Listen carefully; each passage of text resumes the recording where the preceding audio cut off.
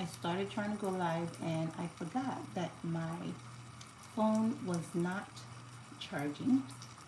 So my phone wanted to die. So I ended up starting my live. So again, this is later on in the evening, more like the night. And I like to get some stuff done when it's quiet and peaceful. And I have a lot of different things I need to get done. I'm not sure how you guys go about studying, what you do when it's time to study, keep yourself accountable, or just get things done in general. We have all day to do things, but most of the time we have work, you have school, you have kids, you have family, you have a partner, and all sorts of stuff, your parents, and lots of errands to run. So I do have a busy day tomorrow, and I wanted to use this time to try to get in a little bit of a study with me and check off one or two things on my to-do list. I'm going to be working with several resources that I want to use to study for an exam I do plan to take. And so one of the books I'm going to be using is the HEMA recommended book. This is Health Information Management, Concept, Principle, and Practice. It is the 5th edition. Now I'm going to be using this to map out a few things, and I am also going to be, let me reduce my computer so we don't get an echo, but I'm also going to be using from this book to this other book. Now I may not jump into this at all today, but it is my primary source. I call it one of my HIM Bibles that I'm going to be using to make sure that I map out everything I need to have in this textbook, in this study guidebook. This is the CHDA exam preparation book. So if you're studying for your RHIT, RHIA, your coding, credential, any of those AHEMA credentials or certification, however you want to call it, you want to make sure that you're mapping out your resources and you're kind of referencing the correct textbook. This is one of the recommended textbooks. There are several recommended textbooks. Let me know if you want me to do a video on that. There's several resources you can use online, paperback. I mean, you name it. There's so many different things you can use to prep for your AHEMA credentials. So let me know if you want me to give you more information on that. But my goal today is to take my time. I've read through this book, some of it, the study guide book. It is recommended by HEMA if you're going to sit for your CHAD exam, but I like to go through some things. As you can see, I do have things highlighted in here, and I like to go through some things and see what I can use to help me with information retention, to help me understand what I'm doing, to help me study smarter, not harder. So there are different methods we can utilize to study. So if you have a study tip for me, let me know. But I've taken several certification exams. I've taken exams through school. Now, this is not just an HIM certification exam. You could be taking your class exam, whether it's for anatomy, physiology, your math. Studying and using different methods is great. So if you're studying, study along with me. Come and join me. If you study late in the evening, come and join me, or just watch the video and study along as we do it together. Keep yourself accountable, keep me accountable. Now what I do is I'm going through this book and I'm highlighting or really mapping out using my pen. I have a highlighter as well. I do have a notepad that I'll be using if I need to do any more detailed note taking. I will be using one of these. So I want to highlight what I truly need to know from my particular main resource. And then I'm going to go in here to grab what I need to read up on and take my time to read and dissect each of these chapters to get a better understanding. So it's not just reading your primary study guide book. It's not going through the questions and the answers. You really want to understand what you're reading. And sometimes it's going to take more than flipping through the study guide book. I want to really make sure that I understand, I'm comprehending the question, I am comprehending the answers, I'm comprehending why the wrong answer is the wrong answer. So remember that it's not about just the right answer, but if you have that selection of questions and it's multiple choice, and obviously you can only select one, which is the best practice, the best choice, the best answer, then the rest of them are not going to be applicable. But it's not always that it's not applicable, it's not the best answer. And so when you have those, because they're going to sometimes trick you with some questions, you want to know why this particular answers were not chosen or are not the correct answer for that question. That helps you to retain information for those particular key terms or those particular scenario to know how to better apply them if another question was done. So when you transpose some of these questions, when you shift things around, when they make it tricky, you're good to go with your exam. So those of you who are joining me right now, thank you for stopping by. I do see 2 people. Please thumb up as you come. Give it a like, comment down below. But that's what you want to do. You want to make sure that you're using the correct resources, you're using your study guidebook correctly, and you're taking notes so you can reference back later on. So that's what I'm doing right now. I'm going to put this aside and I'm going to focus in on what I want to gain from this particular book. What am I going to be highlighting? What am I going to be marking out? Once I've done that, I'm going to feel a little bit more comfortable. Then I can go back to my book later on today, tomorrow, during the work week, and set time aside to start dissecting those chapters based on the questions and especially based on the topic. So there's several different topics in here, guys. We have the competency statement. Read those things about the examination. Read that because you want to make sure you're in tune with those things. But if you have domain 1, that is business needs assessment, you want to go through these and see what chapter is related to this. And what I would do is I'm going to read up more on it and not just going through the study guidebook. So for each of them, we have organization, responsibilities, owner, problem owner, sponsors, business process owner, healthcare administration, organization. You want to understand those. So anything that is related to this particular book in here that is also related to the study guide, you want to make sure that you're studying those. So I'm going to go through that and see what I can highlight and what I can mark out really.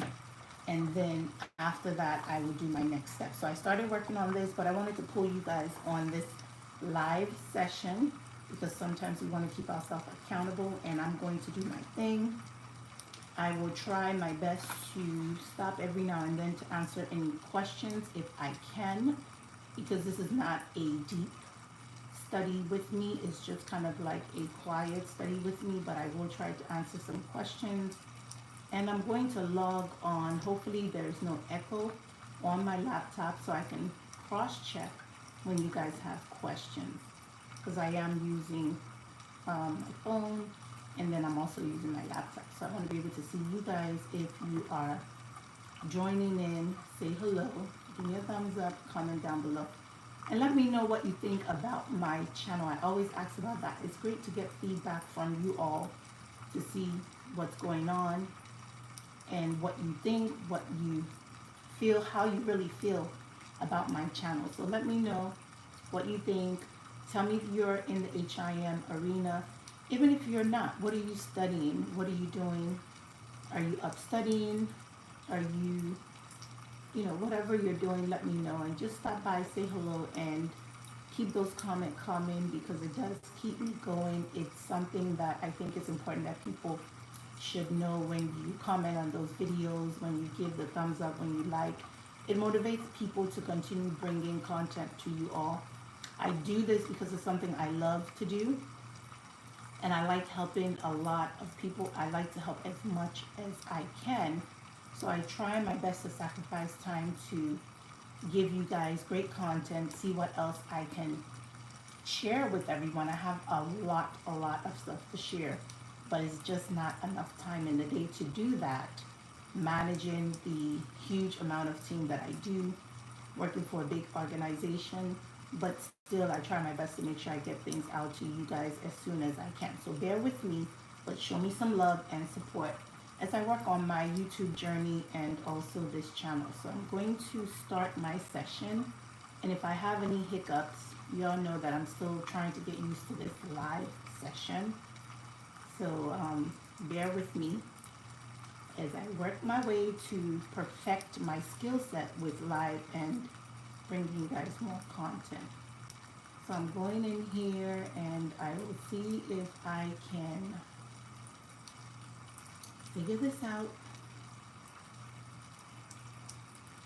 But I'm going to start my session and then I will check to see if there's any comments. And I will log in with my other channel so that way I can also peek in and respond if I need to.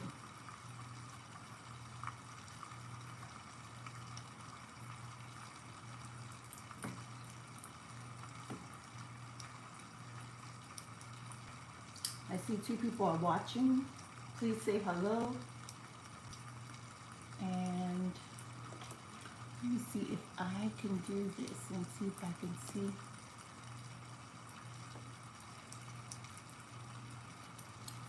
All right, y'all.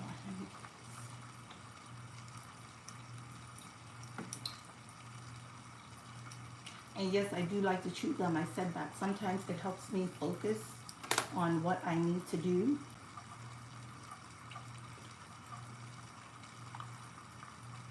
I like to either drink water or have my tea. But my tea got cold, so I'm going to do water so I can stay hydrated and so I can feel great as I do this live. But I do like to chew gum because it helps me focus and it helps me concentrate. I'm not jumping up, I'm not getting hungry. So try your best to, when you're studying, to keep something, to keep you hydrated. Try to also map out your game plan. Grab a healthy snack if you need to keep that next to you. All right, I'm going to mute myself and I can see, oh my goodness, Joyful Julie, you're up late, OMG. How are you doing? Thank you for stopping by. I hope you guys can hear me. If you can hear me, just tell me yes, I can hear you. And I don't know if I'm going to be delayed because I want to be able to respond back, or I would just respond back by commenting as a matter of fact, so I don't have to worry about stopping and typing. But thank you for stopping by, Julie. I appreciate it. I know it's late, and so you guys are supposed to be probably sleeping, enjoying your nighttime. So I hope it's great over there. The weather is nice. Today was nice and warm. So I got a lot done. So that's why I decided let me try to do my study. And I know a lot of you guys, if you're not really in the HIM arena, HIM is Health Information Management. A lot of people see it as Health IT. Before I keep going, let me know that you can hear me if you're still on. Just say yes, you can hear me.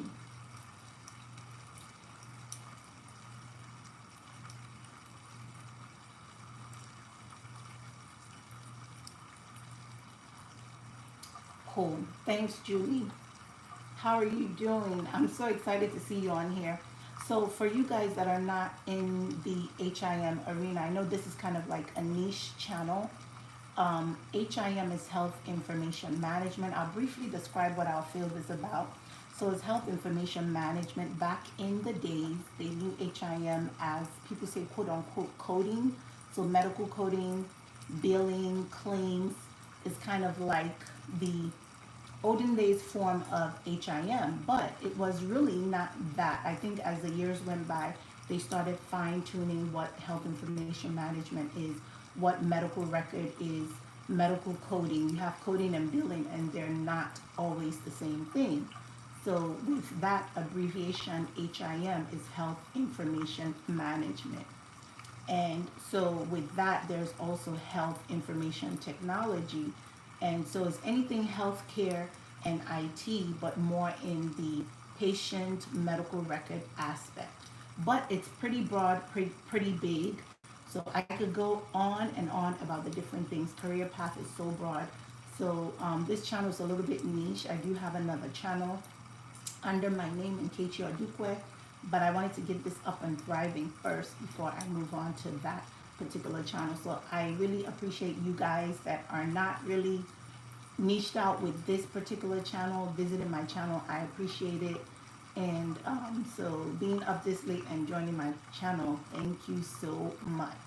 And if it's just to stop by and say hello and, you know, encourage me to keep going, I appreciate that. So Julie said your hand is painful, but I am holding. Yes, girl, please hold on. I told you you look great on your last live. So always keeping us smiling and going and having great discussion. So keep going. You know I'm always keeping you in prayers. And I trust that God will heal you and keep you going. I see there was a link that gave me a thumbs up. Thank you so much for giving me a thumbs up. I appreciate it. And Julie said you're welcome anytime. Thank you. So I appreciate you guys joining. I will be peeking in every now and then with the chat.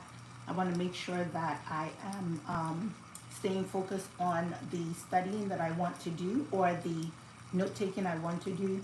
And that's all I'm doing with this. If anybody that stops by, you have questions, ask me questions. And if I don't answer the questions right away in this quiet study with me session, I will make sure I come back to you with questions. I mean, with answers, as a matter of fact. So don't hesitate leaving a question for me, and I will make sure to get this back to you guys. If I have to create a video, I will do so. But I like studying at night because it's quiet.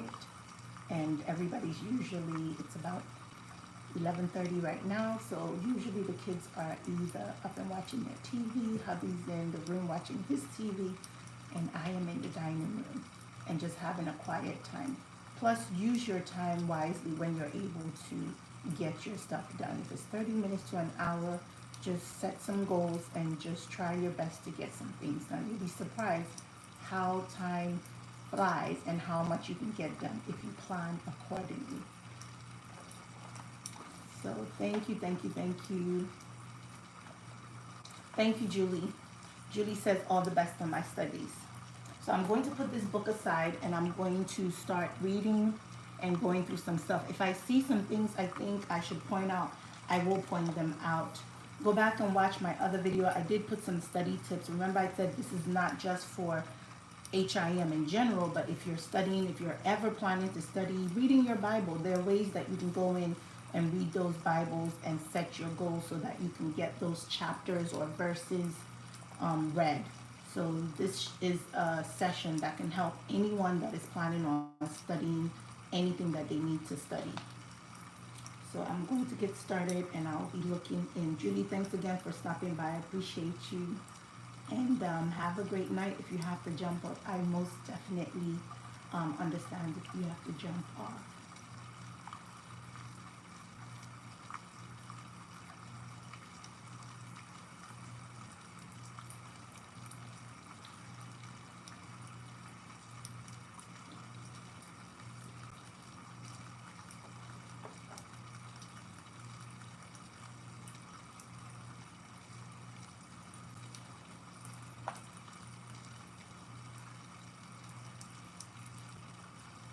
So guys, what I'm doing right now is I am going through my primary reference guide here and I'm matching it up with the book that I showed you all. And once I match up the chapter for this particular book, I'm going to go back in and reference the content to make sure the topics are where they need to be. Sometimes there is a crosswalk, they call it crosswalk, between the textbook and the study guidebook. and you want to be able to use that to reference, because a study guidebook is just a study guide, and it's not a book that has all the information. Is just to guide you on how to go about studying or topics you should focus in on. So you want to take the reference that you get and figure out where can I find these particular information to now get more information to study and master and do well on your exam. So I'm going through everything that I can see that is related to the book that I just showed you. And that's going to help me with my phase 1 of this study mode.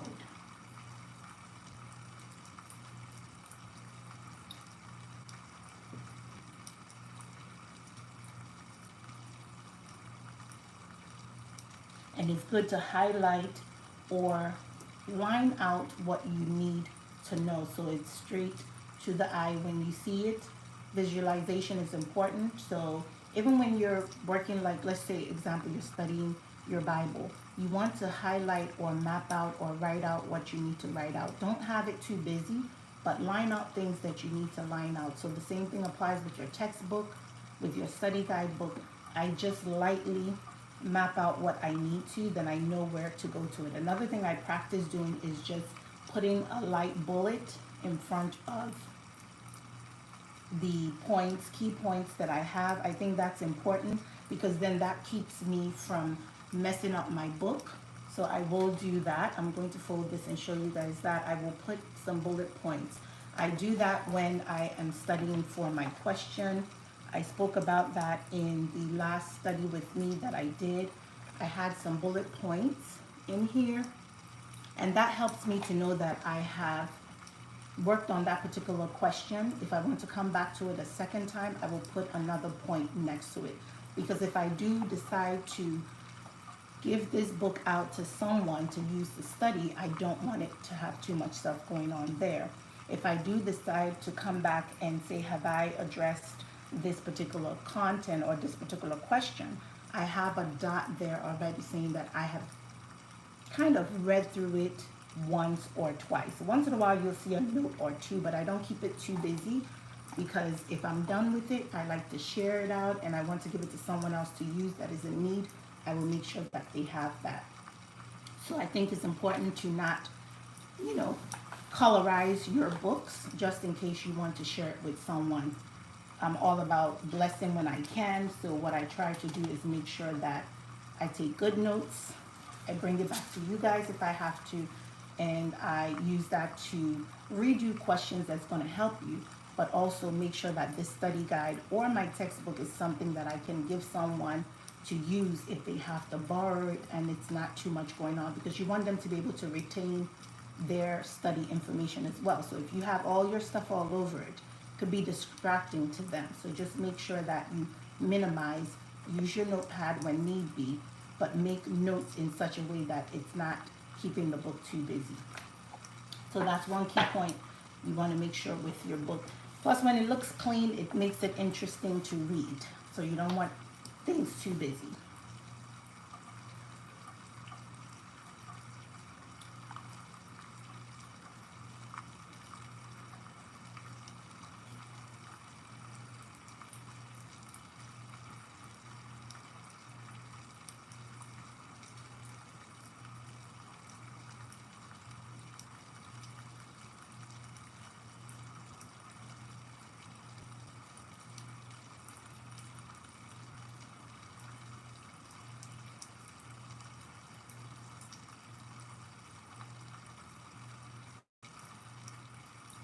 And then one thing I do is after I'm done with a particular section of my book, I'm going to go through and cross-check to make sure that my goal of this particular page is reached. So if I know that I am studying something in one particular page, I want to finish studying that, understand this, master it. You may not have it mastered all the way through, but you don't want to be flipping from one page to another when you have not truly understand the portion that you're reading. So whatever it is you're studying, whatever it is you're reading, whatever it is you're focusing on, if you're reading a book, focus on that particular page. Make sure you understand what you're reading there and you've dissected it, you are knowledgeable about that particular area, then you move to the next side. So for this one, I have already marked out everything I need to mark out. I did miss a few bullets here, and I have 6 bullets of the chapters that I want to cover. Prime example, the first chapter here says health information management, and that chapter is focusing on health information system and strategic planning. So because I know that's the content, I know that I'm going to reference it back in my book, and it gives me the chapter. It had chapter 13, so I'm going to go back in here in chapter 13, and I'm going to focus in and read chapter 13 to make sure that I understand it well, mark out questions, identify key terms, and try to use that to study up. So I have marked out 13. Another example is chapter 6 is also the health statistics. So with that, I mark these out, and I can go back to the book and try to use that to study. So I'm done with this particular page. I'm going to the next page to mark out my references.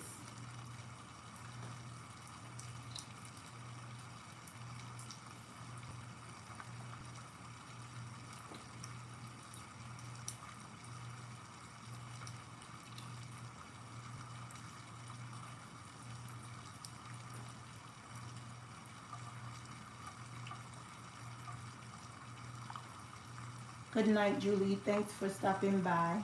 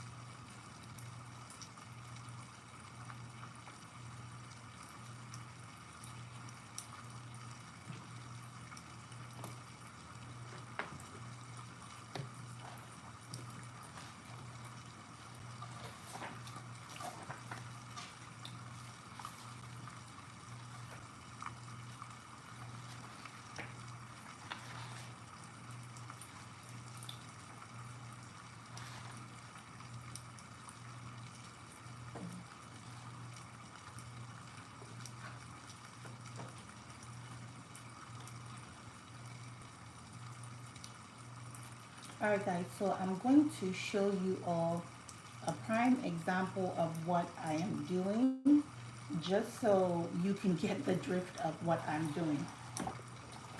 I know I explained it earlier, but here's an example. So what I'm doing right now, for those of you joining who may have missed what I was talking about, this is the CHDA examination for AHEMA. And so this is a credential that I do plan to obtain one day. No rush.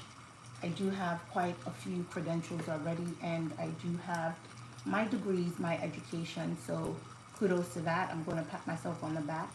But at the same time, sometimes I tell people, stop procrastinating. Try your best to get as much as you can get done in the little bit of time you have. Start studying, study slow, study smart. Don't just wait. When you have time, try to study. So I had time this evening, and I'm trying to get some study done so that when I'm ready to sit for that exam, I've paid and I'm sitting for the exam, I'll feel so much comfortable because I have kept myself in a study mode or study. I've kept a decent pace or consistency when it comes to studying. So right now I am going through lots of things in this study guidebook to make sure that I prepare myself and I'm ready to sit for this exam when I do take the exam. So the first thing I was telling you guys is that I'm going in and I'm going through the reference.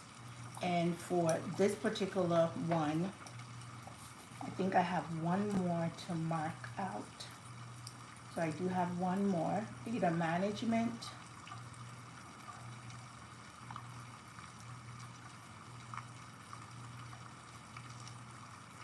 And that's it.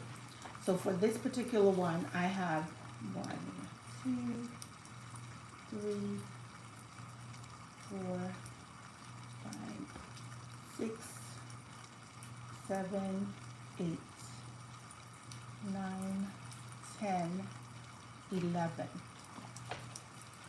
The first page I did, I had about 6 bullets in here. The second page, I have about 11 bullets. I'm going to zoom in, y'all. Sorry if the view, but that being said, this particular book has certain different chapters. So what I'm doing is I'm marking out the chapters I'm going to read in here. And a prime example, just to show you guys for transparency, is, I missed one, y'all, so that's 12. There are 12 chapters from that HIM Bible that I have to go in and read up more on when I am fully on course studying. So at this point, one of the chapters that we have is Consumer Health Informatics. And I want to find that over here to let you guys know so you can see it. Consumer Health Informatics. This is legal issues.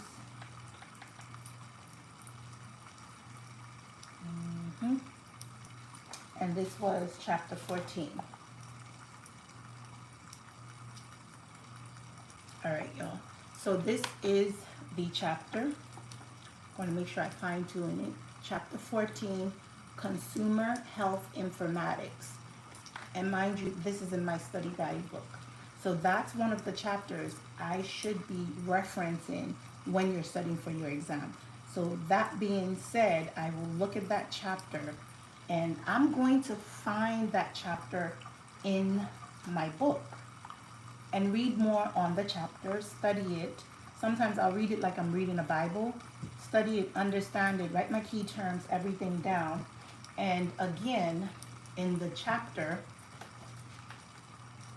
in the textbook, it has the consumer health right there. Hopefully I'm pointing it out correctly. Yes. So this chapter 14 is the same content in your study guidebook that you want to know and you want to study up on. So that's what I'm doing. I'm mapping out those chapters and I'm going to go back and reference each of this chapter and take my time to read it. If it's going to take you a week, If it's going to take you a day, take time out, set time aside, and start reading that particular chapter. Once you've read that chapter, master that chapter, you can check that off your bucket list. So that's what I'm doing. I'm going to ship this over, and I'm going to put my book away, and I'm going to continue mapping out my chapters for this particular textbook. And I think this is the same rule that applies to any other textbook you're going to be using. That particular HIM textbook is not the only textbook that you need to use for your exam. So if you're sitting for the RHIT exam, it's the same thing. Take that book, look for your references, look for the key textbook that you're going to use. I'll try to post some of them on this channel as well. Let me know if you want me to do the same kind of study format for your RHIT and your RHIA. And I'll get the study guidebook, which I do. I've showed you guys that on my videos, and I'll show you how to go in and dissect those references. So you want to do the same thing. Figure out your references. Make sure you have your study material. You don't have to purchase all the textbooks, but you want to purchase the key textbook. And that book right there is a key textbook, because as you can see, almost 99.9% of my reference is coming from that textbook. So that's a key tip that you should know to use to grab a particular book that is recommended. So that book has a lot of stuff. I have a lot of bullets on my study guide, so that's a great book to have, because a lot of your study content will come out of that particular textbook. All right, y'all, I'm going to be quiet and do my next page. I'm going to my page 3.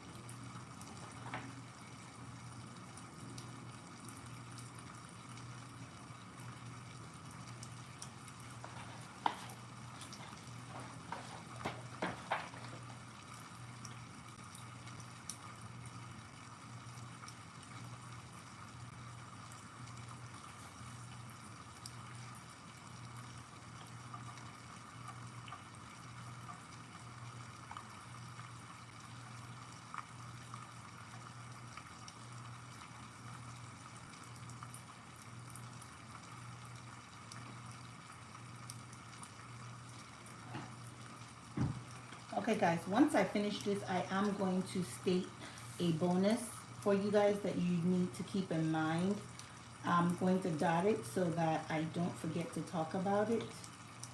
But I am going to tell you guys some things that you need to keep in mind.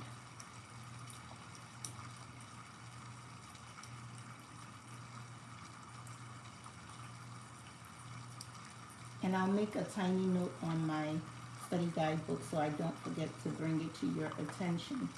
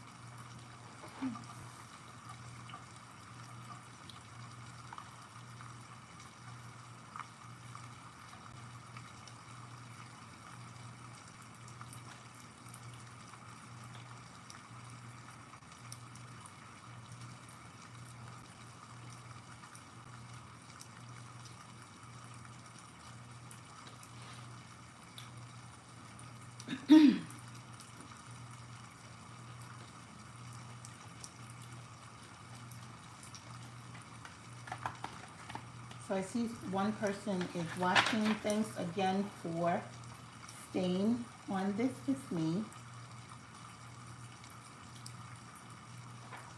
Okay guys, so I am done with my reference section of the study guide. So for the secondary reference section, it says secondary reference from answer key rationales. I did get 2 bullets on here. And one thing I noticed is that you have the primary references, and your primary references is defined as primary. Go look up the definition for that. That means it's the primary. It's your key source or your key resources you should be counting on. And that's why you see the primary mentioned here for references. Then there is the secondary reference from answer key rationale. So your answer key rationale, they're secondary references that you need to use. This helps you to get further information retention, further explanation, further breakdown, guidelines, rules as to what you were studying and why the answers were what they are. And so there were only 2 chapters, which was repeated in in the primary reference. So chapter 18 was repeated, and chapter 8, I think I saw that in here somewhere. So just keep that in mind. Sometimes you're going to have a repetition of your chapter from your primary references and also your secondary reference from answer key rationale. So those of you who have not purchased this book yet, I hope you're finding this to be helpful, valuable. Make sure that you're commenting down below, but just so you understand the breakdown of this book that you are supposed to utilize for your exam. Now, the tip that I wanted to put in here is that there are lots of websites that you should be using when you're studying for your exam. It doesn't matter what it is, RHIT, RHIA, coding. Look at your study guide and see the resources they're giving you. They're going to give you links, they're going to give you textbook, they're going to give you tips, they're going to give you guidelines. There's so many things in the study guide book that helps you to better prepare for your exam.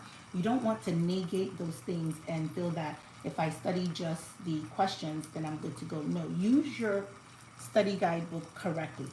So I noticed that this also had in my secondary reference section, we have CMS, that's Center for Medicare and Medicaid Service. We also have things like other stuff like Health Information Management and System Society. It gives you the link for that, like the HTTP www.himss.org/library. So it goes on and on to give you different places that you can go visit online to get more information or learn more about that particular content, topic, area that you're studying. There's also the American Joint Committee on Cancer. Sometimes people don't look at those things as important, but things that are so minute can be catastrophic to your exam. So you want to make sure that you're looking at these different sites that are provided on here and going there and just reading what you can obtain. Gather as much information that you can gather on your topic so that you can do well on your exam. So all those things are provided. Make sure that you're looking at those additional resources.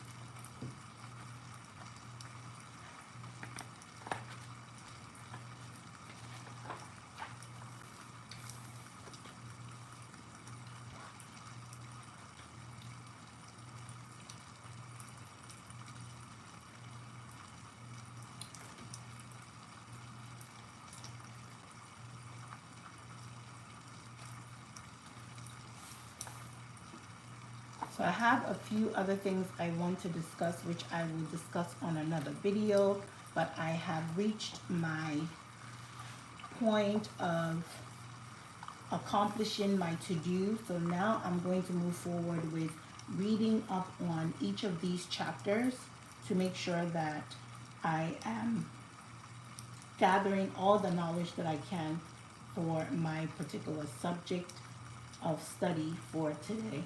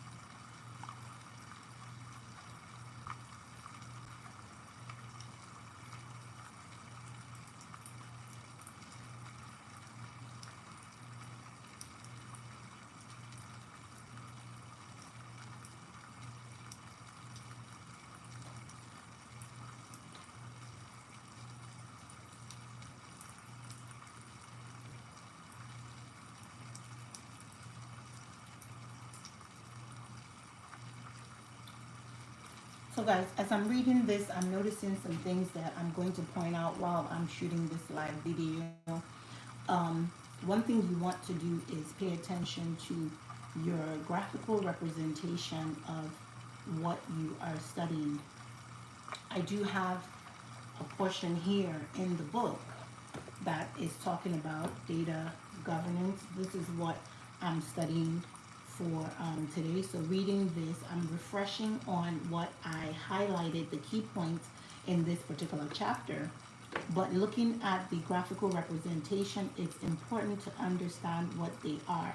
Because if something like this was to come out on your exam or a question, you have to be able to dissect what it is. It's not just multiple choice with just the question. Sometimes you're going to get diagrams. Sometimes if you're doing something that has a coding questions, you're going to get scenarios, you're going to get diagnosis. You're going to be asked questions that sometimes you least expect is going to be asked. Acronyms that you think they're not going to ask me because this is not something that is common.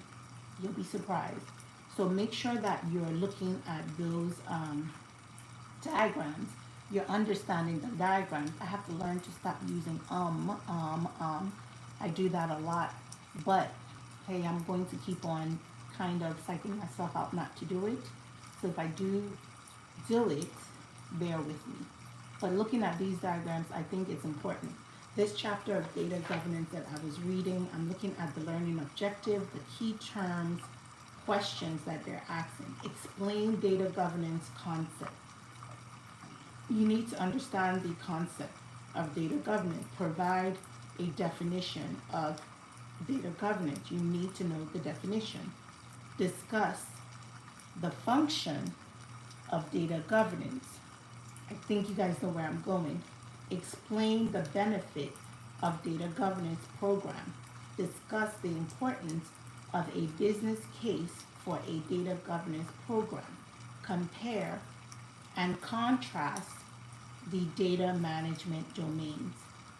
Describe typical data governance organizational structure. Distinguish between data governance and information governance. That's the graph I was just showing you, the graphical representation. Let me be clear that I was just showing you guys. And the last question here says, give a case study, determine and suggest a successful data governance program development roadmap. So all these questions are the learning objective for the data governance chapter. It says data governance and stewardship in chapter 3 of this particular textbook that I've been showing you guys. This in general, what I just read, is a sample of a who, what, when, where, why. So when you're studying your textbook, or you're studying for any type of exam, if you're taking an anatomy exam, if you're taking any type of exam, chemistry exam, if you're doing a biology, if you're doing psychology, you need to be able to understand the ins and the outs of that particular subject, that content, what your instructor is telling you to learn. So it's not just knowing the definition or knowing which part of the body this bone is, or a vein, if you're doing anatomy and physiology where we learn the body parts. You want to be able to understand the function of that particular body part. What is in that area? What connects what to the next? So studying these exam questions is knowing the who, what, when, where, why, because you're not just going to be asked, what is it? You're going to ask, why is it used? How is it used? When is it used? Who is it used for?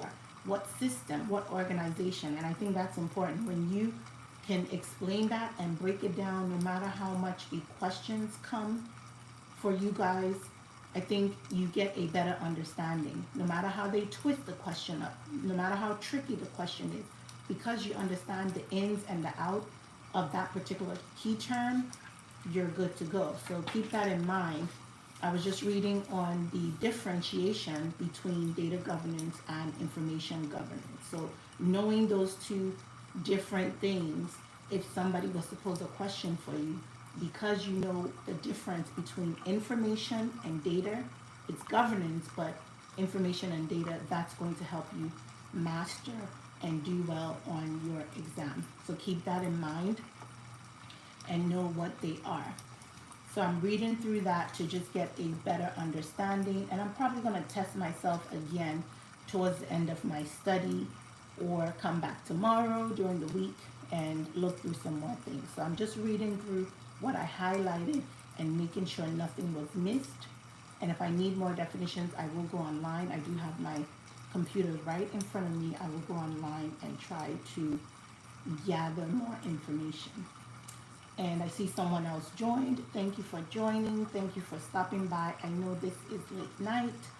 I am doing a late night study session, but at the same time, I am talking through this to help educate others and you all who may be studying for an exam or just reading in general, how to go about dissecting your textbook, study guide, study routine, and things like that. So thanks for joining.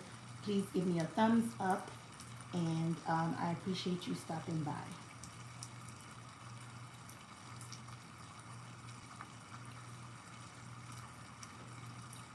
And you're welcome to comment as well. I'm kind of trying to monitor these comments to see if anybody is commenting. So if I don't respond back, again, forgive me. I will try my best to keep up with the comments.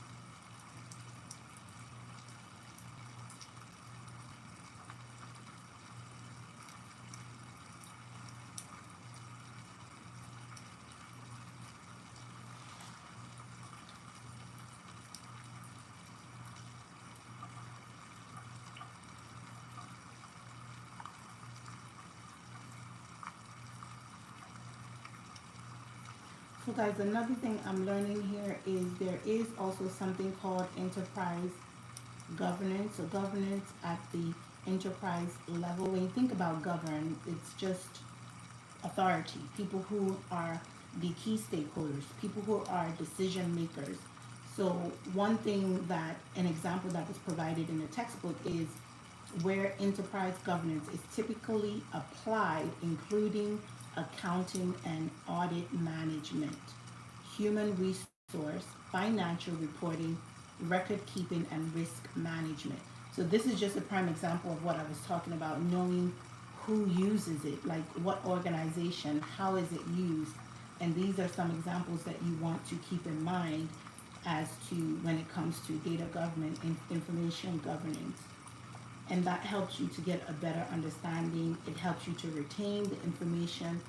Discussing and talking out loud helps as well, because as I'm talking to you guys, I'm retaining information. If I was to have this discussion with someone else, I can actually yab and talk about data governance all day because I've spoken it out loud. So sometimes find a quiet space where you're not distracting others, and you can also speak out loud or discuss with others in reference to that term, and that helps with information retention.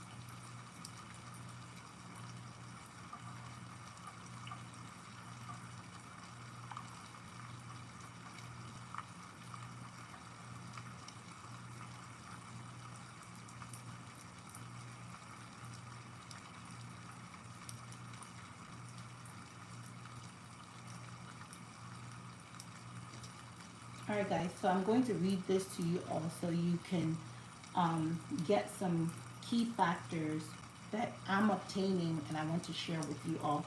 So something, this is a comment that was made. While the definition varies, data governance, there are several core concepts. So hopefully y'all can hear me.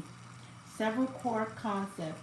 These include enterprise level authority, accountability for effective data asset management, establishing and monitoring data policy, standards, practice, decision, rights, and accountability for managing, using, improving, and protecting organizational information, corporate data.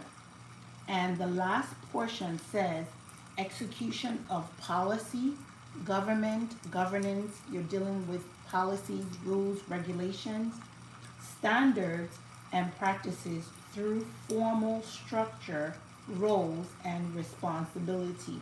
It also provides another book actually that you can reference. This is a John's book. It's a very old book, but it's a great book that is extremely informative.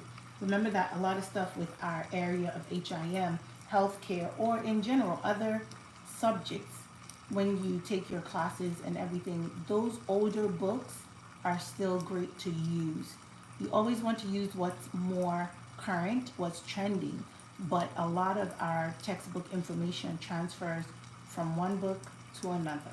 It's about the money, it's about the revenue, and we want to keep things relevant, but at the same time, as much as you're getting those newer books, newer textbooks, I keep a lot of my stuff, and if you read through your books, you'll notice that some of those information are exactly the same as edition 5 and edition 6. Edition, however you want to say it, but those things are similar in nature. But as always, my advice is use your most current, but you can still go back and reference old information because some of that is repetitive and you will learn a lot from it. Just like our older parents, aunties, uncles, they will teach you a lot. So a book that has a lot of historical data will teach you a lot, as well as the newer models. But the John's book in here that was mentioned for what I just read, I just recalled that that's an older book. They may have a newer version out, but I do have my older book, and I love that book because it's another sort of HIM Bible that I would use and reference things and learn things about my field.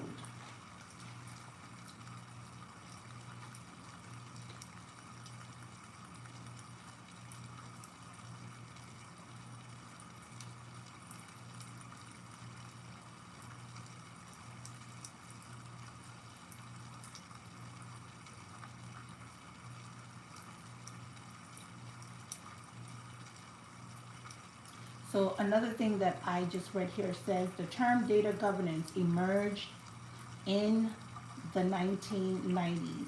That's a date, that's a timeline, that's a milestone. I'm going to repeat it. The term data governance emerged in the 1990s when the value of the data was recognized beyond its use in operational transaction and extended to the decision support function. So that 1990, in 1990, that is when the term data governance was now more prominent, I would say. I think they still had it before 1990, but it's saying that is when it was more pronounced because there were different things that they noticed in our HIM industry that needs to be addressed. So the utilization of that word is something that came to fruition or came to the HIM industry arena in the 1990s.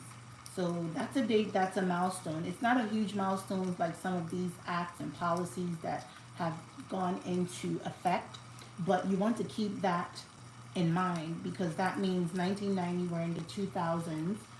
Not too long ago, data governance became a term that was utilized in our area. So just think about it that way when you're studying. Pay attention to those milestones, those timelines, because you may not get something for the exact date because that's a memorization, which you do have memorization questions when you have your abbreviations, your formulas, but you'll have things where you may have to dissect those dates and keep in mind what happened, what occurred during those timelines.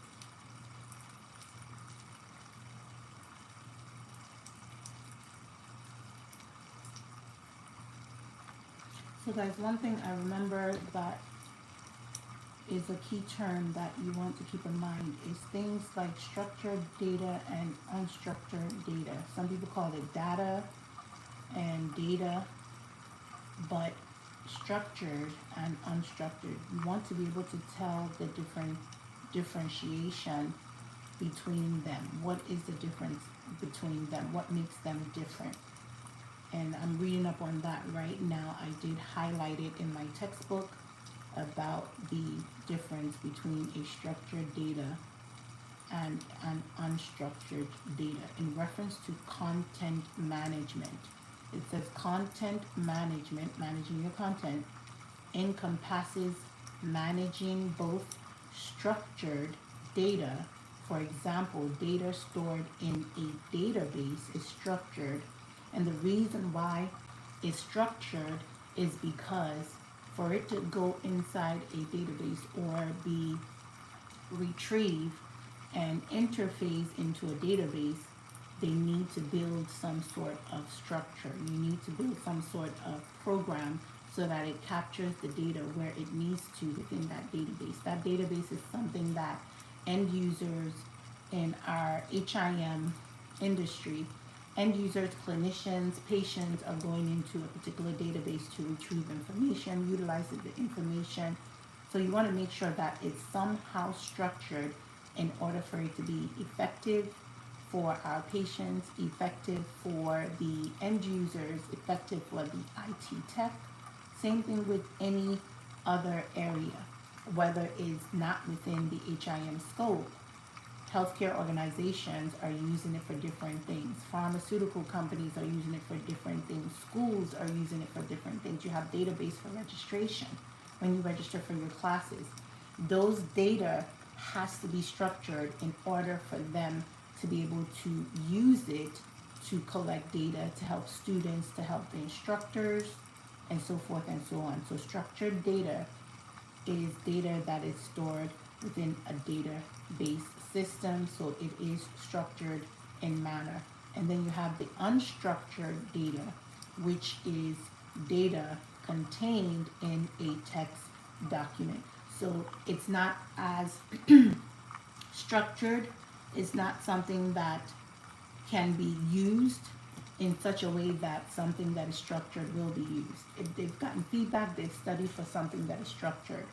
So think about those things and try to understand the difference between structured and unstructured data.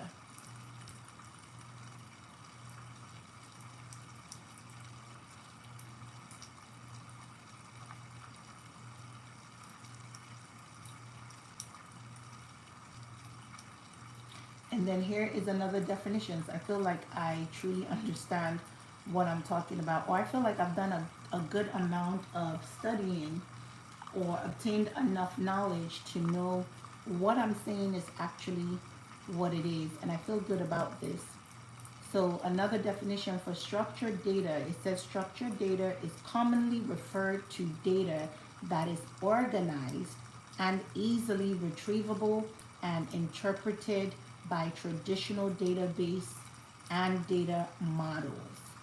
So it is something that is organized, it's retrievable, and interpreted. So you can really use it to get the information you need to get for the database as applicable. And then it also says unstructured data are data that do not have a predefined data model or are not stored in a traditional database structure. That's actually what I just said. And it's funny that I'm reading up on this now. I'm going to highlight it and I'm going to make sure that I pinpoint it out in my book so I know there is that differentiation and where it's mentioned. But just as I said, there's a difference between structured data and unstructured data, and you want to be sure to understand that. Those are some terms that you may find it to be minute. Okay, I know what data is. If something is structured, something is unstructured. But remember, it's not just a general definition, it's also the utilization of that definition.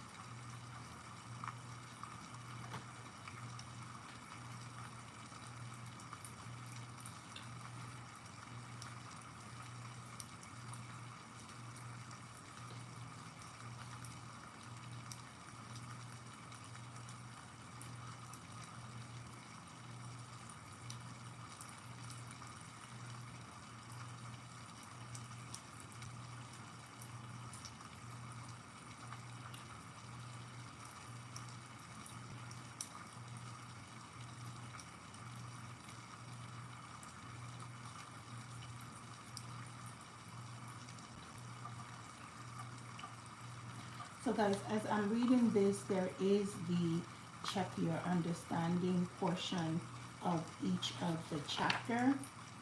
So the chapter I'm reading for data governance and stewardship, I have read about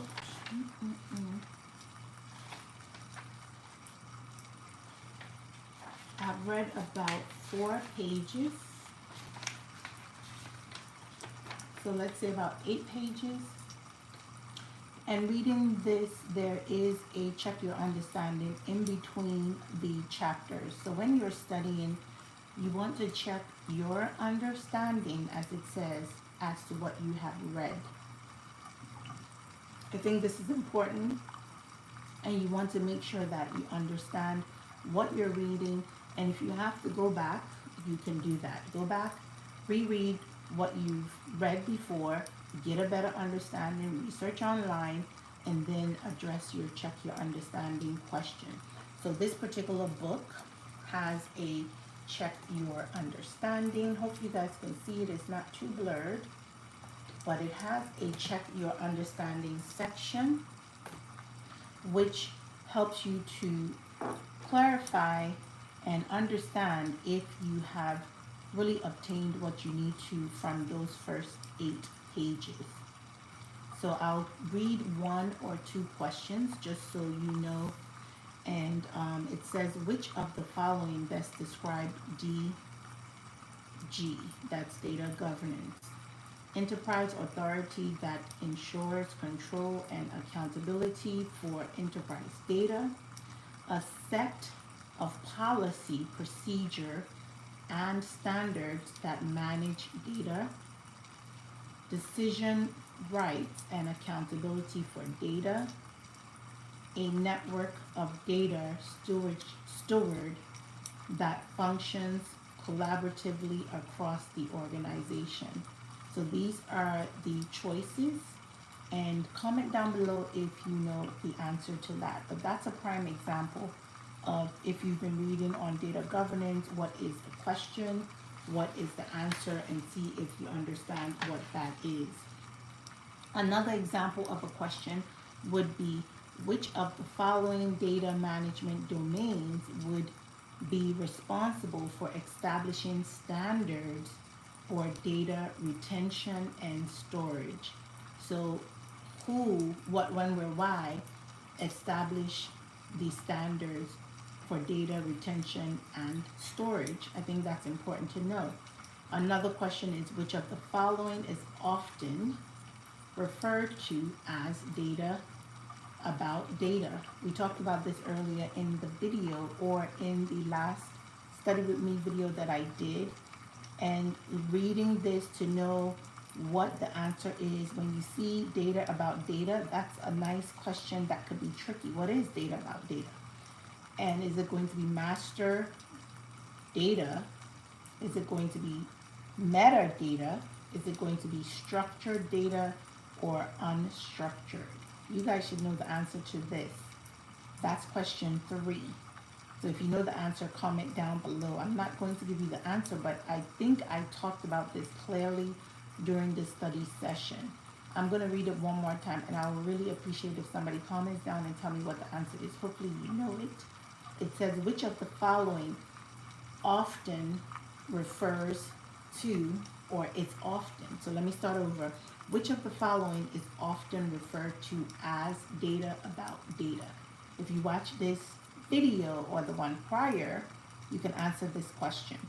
And the first choice is master data. Metadata is the next choice. And then you have structured data and unstructured data. So answer that. But I know the answer because I was reading, I was talking about it, we discussed it. And information retention, I will always remember what data about data is. Fourth question says, which of the following synchronizes and coordinates all of the data management domain? I'll read the answer. The answer selection is data architecture management, data lifecycle management, data governance, data security management. These are 4 different types of management. I did read up on data lifecycle management. I didn't discuss it on this study session, But just think about it. Are these all some sort of management level data involvement key term, or is it some of them something that was made up? And you want to make sure that you know which one is applicable. That's data architecture management. Is that truly a term within our HIM area? And what's the definition for that? Data lifecycle management. Is that truly a term? And what is the definition for that? Knowing the who, what, when, where, why. Data governance. We know that one's a term, most definitely. I mean, we're talking about that. So I'm just going to go ahead and tell you that. That doesn't mean that's the answer. And then the next one is data security management. So you want to look through and think about those four terms and figure out which of the following synchronizes and coordinates all of the data management domains. Okay? And the last question in the check your understanding is which of the following would not be considered a DG function? So data governance function, you want to know the who, what, when, where, why. Which of these will not be classified as the function? And that is developing policies for identifying master data management, enforcing data security policy, assessing ethical use of statistical data, establishing policies for data model maintenance. If you read this textbook, or if you read through the textbook very well for the chapter 3 data governance stewardship chapter, these questions are pretty easy to answer. Remember to find your key term within your multiple choice question. So figure out what is data governance. The question said which of the following would not be considered a data governance function, which means you want to know what is data governance, you want to know the who, what, when, where, why, so you're able to understand what is a function of data governance, and then be able to define which one, or determine or select a correct answer. So these are some great questions in the check your understanding portion. Once you feel that you've answered those questions correctly, I would go ahead and check this off my list. I would write out the main the main headers. There's some headers in here that you want to keep yourself in tune with to know that you have read up on that. A few of the headers for this book in here, starting from the first page that I read in data governance. Some of the main headers, I'm going to let you know, is distinguishing between data and information governance. Also, data governance definition and concept. Data management domains. I just asked a question about that. Data lifecycle management, data architecture management, metadata management, and master data management, content management. This whole entire page, guys,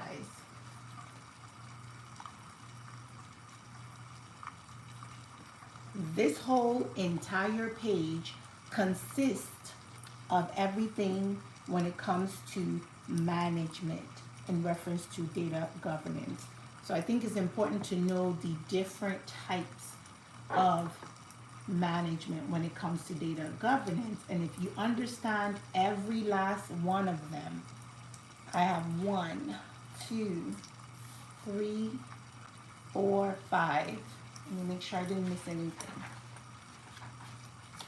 And let me make sure I didn't miss anything here. You actually have 6. We have data quality management, 7. And then I have terminology and classification management, and that's 8. So there are 8 different things in here. Data lifecycle management, data architecture management, metadata management, master data management, content management, that's 5.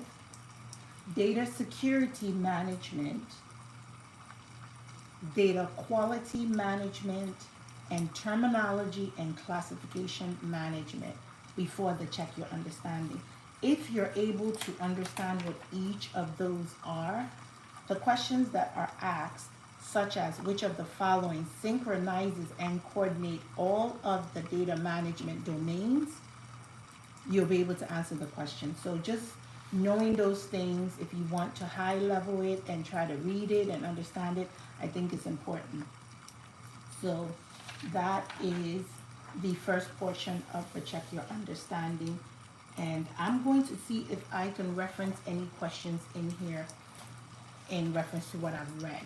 And this is just me kind of checking on my own. I'm not going through domain 1, 2, 3. I'm just going through to see if there's something in here related to what I just read based on the data governance chapter.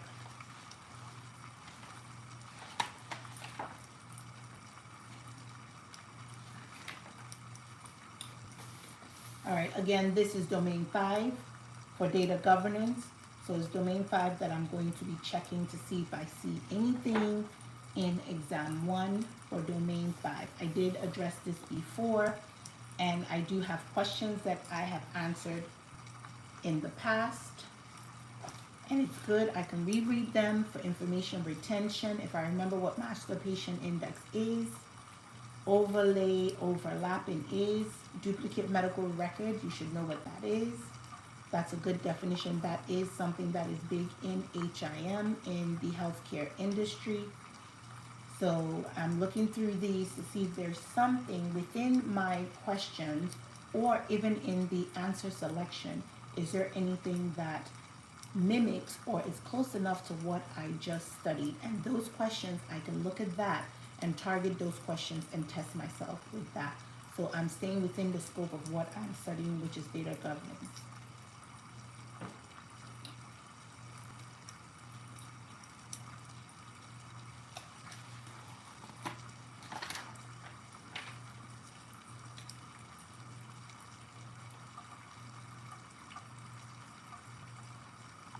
So one thing that is in here that I have not read up on yet is HL7. I know it exists. I haven't read up on that, so I want to go back in and read up on it before I test myself with that. So what I'm going to do is I'm going to make a note in my book or on my notepad as to something that I need to go in and read up on. And I'll be doing this tomorrow or sometime this week. This was the original domain 5 that I took notes on. And I'm going to put in a little asterisk or like put in a dot or a note to self to say that I need to read up on HL7 and refresh my knowledge on that. Once I do that, then I would come back in here and address the question. So that's a note that I'm putting to self so that I can go back in and address that. There's also an abbreviation here that is ASTM standards. Honestly, y'all, I don't remember all these abbreviations. And some of them were in our RHIT, RHIA exam or study guide or booklet or in our programs. I don't remember what that is. So I'm going to go back in and I'm putting that in my note to self. It is in the study guide book for the CHAD if you're taking this and you want to make sure that you know what that is.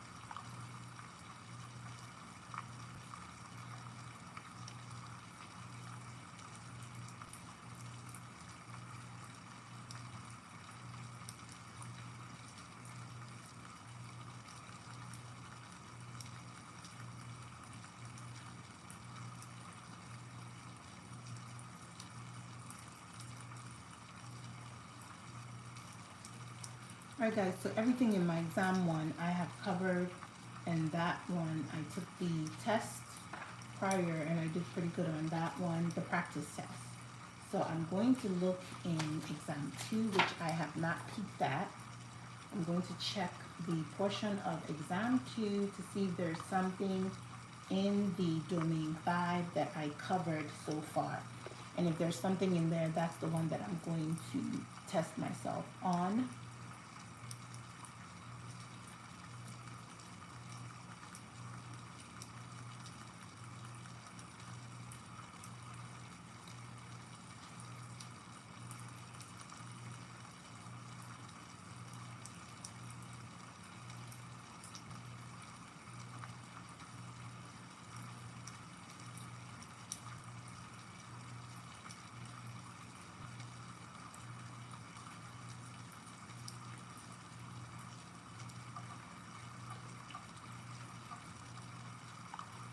So the one that I test myself on is something that I think I do have knowledge on. It says, which of the following characteristics is not a characteristic of data quality? And it had granular, it had valid, then it had precise, and it had current. So tell me what the answer is for that. Again, the question says, which of the following characteristics is not a characteristic of data quality? So your key term is data quality. What would you not classify? So what would you not classify as data quality? Is it granular? Is it valid? Is it precision? Or is it current? Now this could be a trick question, because another thing is when you look at data quality, you're going to focus in on that particular term. So be careful when you take your exam and you are addressing the question and not looking at the key term and defining the key term. This could be a really good trick question that almost got me. As I am recording this live, I almost got tricked. So keep that in mind. I'm going to ask the question one more time. Which of the following characteristic is not a characteristic of data quality? Your options are A, granular, B, valid, C, precise, D, current. So answer, comment down below if you know the answer, and let me know.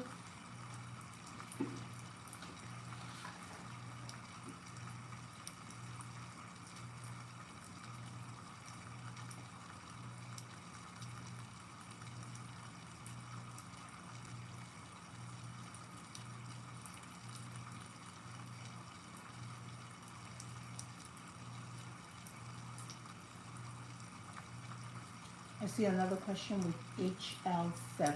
So I have a note on this. I have to study that up so that I can be able to feel comfortable taking a question that has that option in it.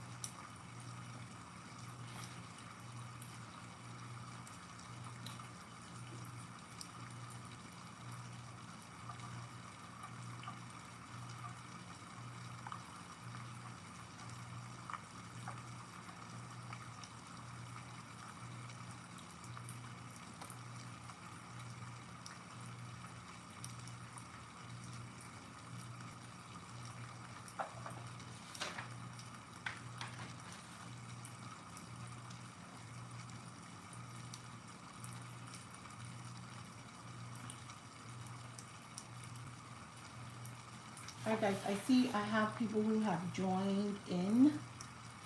Thank you for joining. Please give me a thumbs up, comment down below, say hello, whoever you are. I don't know who you are if you're not commenting, but thank you for joining anyway and stopping by. I appreciate it.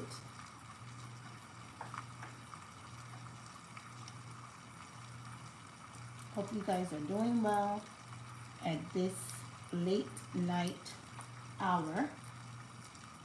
I'm getting some good study in.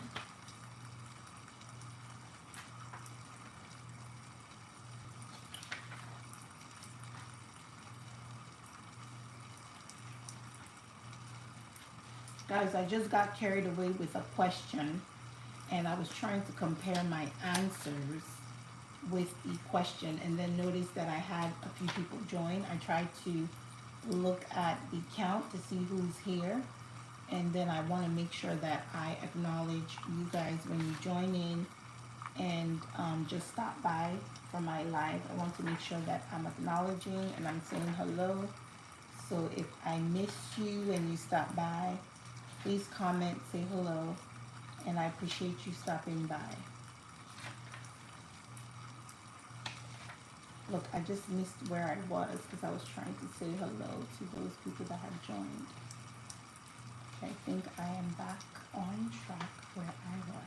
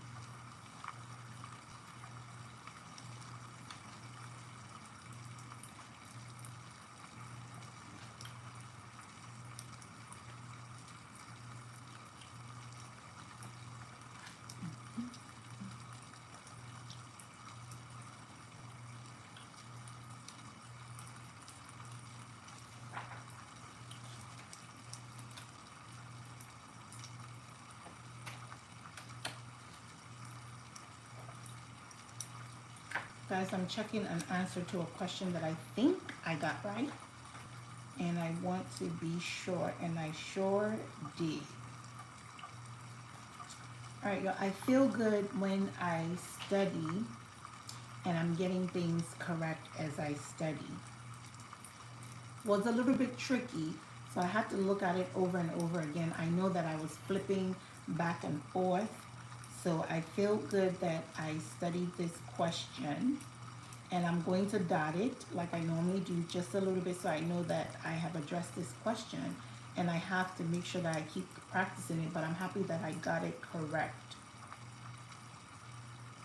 And it's about data quality management domain. And think of key terms like application, collection, warehousing, and analysis when you think of that term.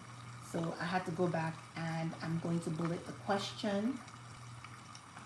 As I did over here, I have bulleted it over there. I hope you guys can see it. I feel like my screen is blurry when I move up, but I did bullet it there because I have worked on that and I got it right. I just wanted to make sure, so I had to go to the answer key to check that number, and I got it right. So I feel good about that. And that is from reading the different types of data management that they had in the data governance chapter. So I'm gonna check that off my list, and I packed myself on the back because I know that one. And then I'm going to see if there's anything else here that I am missing from what I've read so far that is a question in my study guide book. And once I don't see anything, I'm going to do one more reference check to see. And I do have a lot of questions in the exam 2 portion of this particular study guide book that I have not addressed yet. One thing you want to do is make sure that you are reading the question and not just the answer to identify if that content is something that you've studied. So let me give you an example for that. So for example, the 145 that I marked over here, I'm going to stay far so you don't see it too blurry. But this 145 that I worked on, I read through the question. It says, which of the following statement is true to data quality management? I identified earlier in the video about six or more different type of data management under the data governance section. So because I knew I studied something that has to do with that data management, then I could actually address that question and feel good about answering it. So the particular question was addressing data quality management, which was one of the terms in my book for data quality management. So because I read up on it, and if I didn't feel comfortable, I know it's something that I studied, I'm going to go back in and reread that section again to see if I can get any other additional knowledge, and then go back in here and test myself. Yes, it's kind of too close to comfort because you're reading it and you're coming back to it, but the more you do it, the more you remember information retention. You can come back the next day and actually review that question because you've made a mark, a check mark or whatever. Review the question again and test yourself. So because I have my dot on here saying I've done it, I passed it, I think I did well because I knew what I was reading and I saw the trickiness with it. I was still able to come back to this book. I had to read this over again to truly make sure I know what the question is addressing, and then figure out what the answer is. So just make sure that when you're reading and you're using your study guide, RHIT, RHIA study guide, and your textbook, you're reading the content very well, the topic, the headers, and reading that body of that area to understand it well, to really use the process of elimination to eliminate your incorrect answer, and then know why that incorrect answer is incorrect. In this particular number, they had several different examples in here that talks about, the first one was collection, application, data warehousing. That was the answer, but the rest of them had analyzing, interpreting disease process. That has nothing to do with data management. It has something to do with terminology and classification management. Then there's also including system design, screen design, report, and form design. That was in data management. And then the last one says involves appropriate responding and request for information based on law and policy. That's not data quality management. Quality is not about the law and policy. It's about doing something right. You know, what are you putting in the system? The integrity, let's say, of a patient's chart. So think about those words when you're defining it, and I have to do a double take, read it one more time to make sure I'm not seeing what I really want to see in the question, but I know where I was gearing towards. So when you take your exam, you're not going to see what you truly want to see, but if you understand what you read in the textbook or wherever, Quizlet, wherever you got your information from, as long as it's correct and is AHIMA friendly to the study guide, that textbook should guide you to be able to figure out what the answer is, because they're not going to give you things verbatim. It's going to make the exam easier. So you want to be able to think. They said critical. My boss says critical and logic. We use that term a lot, so just make it make sense. So I feel good that I did well on that. So I'm almost coming to the end of this recording. I'm going to be on for a little bit more, but I feel good because I am keeping myself accountable. I think it's important.